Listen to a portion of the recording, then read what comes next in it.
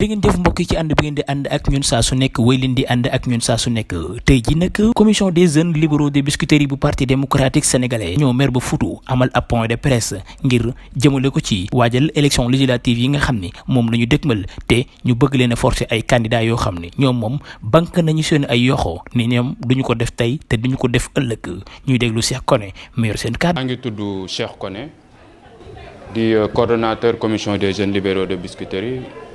chargé des élections du Parti démocratique sénégalais PDS Biscuiterie ñu ngi leen di nuyu ci teewaay bi ngeen ñu wuyu si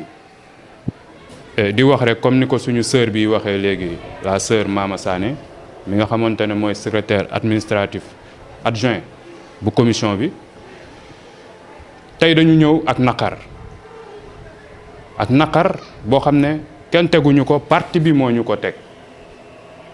ndax bi ñu toogee di xaar liste yi génn dañ ci am mbetteel bi ñu ci am mooy dañ ñoo indil koo xamante ne du Biscuiterie moo ko tànn parti bi ñoo toog parachuté ko bëgg ñoo ko imposer pour que ñu ànd ak ñoom te ñun pare nañu que ne du ñu ànd ak moom du ñu campagne ak ñoom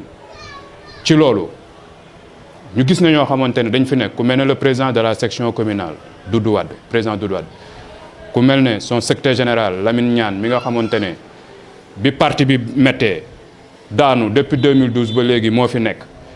di réorganiser parti bi di dajale militants yi di taxawu militants yi ñu mel noonu tey gisuñu leen ci liste bi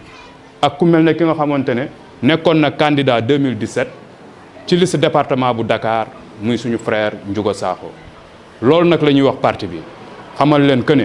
dootuñu nangu ñu ñuy parachuter kenn di ñu ko fi indil pour que ñu koy teg suñu kaw li ñuy def mooy base bi mooy décider jox ko ci kaw ànd ci loolu noonu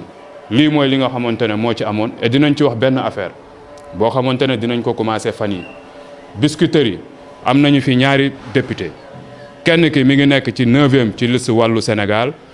ki ci des mi ngi nekk 5e sur la liste du département Dakar de Benno Bokk Yaakaar notre frère Mohamed Djibril Wade maire de la commune de Biscuiterie et ñuy wax ne en tout cas ñun commission bi jël nañ ci suñu ay responsabilités et pare nañu pour accompagner ki nga xamante ne mooy le maire Mohamed Djibril Wade fexe ba la liste Benno Bokk Yaakaar bu Dakar gagner les élections de Dakar ci loolu lañ leen doon woowee ñu leen ciy sant di leen ci gërëm bu baax a baax jërë ngeen jëf. Comme le président Doudou Wade, Monsieur Ndiouga Sakho et particulièrement le secrétaire général, Monsieur Lamine Niane, qui s'est investi corps et âme pour redynamiser la section communale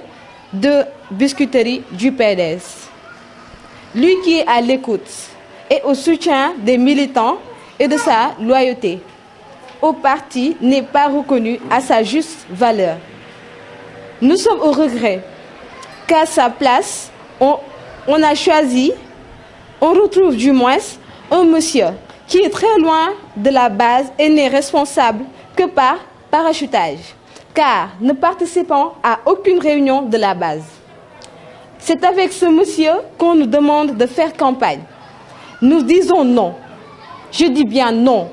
Cette fois-ci, par notre choix, doit être pris en compte plus de parachutage. Le choix du parti doit tenir compte de l'avis des militants et militantes de base. jërë ngeen jëf mbokk yi wéy leen di abonné wu di ànd ak ñun saa su nekk nii rek lañ koy defee ci saa su nekk parce que yéen ànd ak yéen ci Touba Mbella TV ak ay programme yu am solo.